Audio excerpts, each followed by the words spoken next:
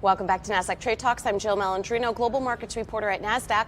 We're coming to you live from Inside ETFs in Hollywood, Florida. And joining me for this segment, we have Francis Sims, who's a senior vice president over at North Coast Asset Management. We're going to take a look at finding yield in a low interest rate environment. Francis, it's great to have you with us on Trade Talks, and that really has been a key theme at Inside ETFs, fixed income for sure.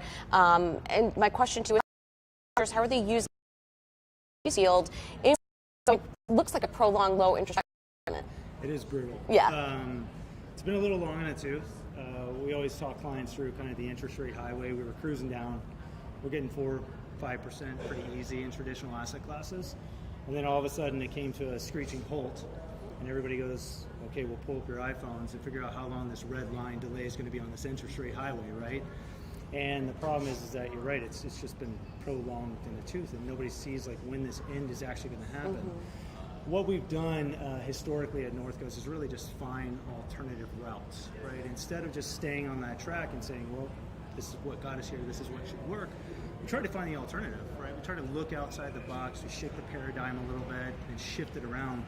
And what we found that really works is the dynamic asset allocation. And what that means is just really transitioning from these traditional asset classes and trying to find non-traditional sources of income.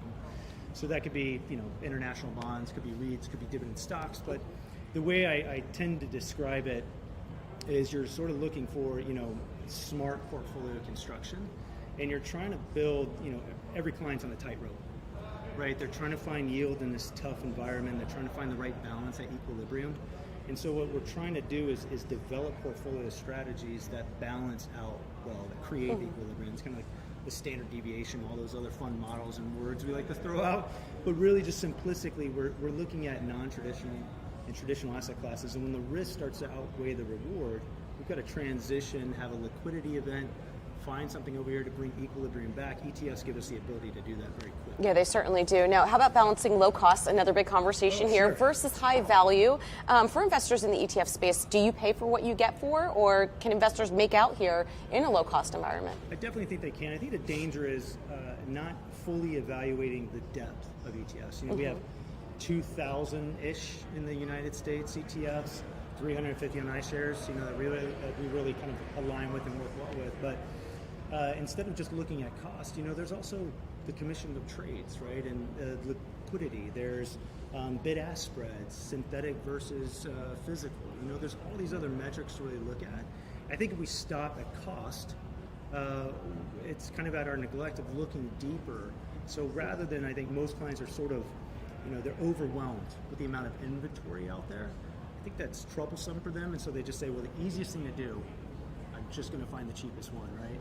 But in order to really find that value and make that value, that cost worth it, we've got to go deeper, and we've got to look at all the metrics underneath to make sure it's the right candidate for that strategy. Even when you talk about portfolio construction and you look under the hood, they're not all created equal, especially when you're talking about diversification. A lot of the ETFs look very, very similar to each other, which is why fixed income is interesting, because I've heard that from managers where they're looking outside of the box and going to preferreds or REITs. So the construction is something you really have to pay attention to. Absolutely. I think the first thing to define is what is the mandate. I always describe it as you've got an opening for the family business, and you've got a role that you need to fill with a new candidate.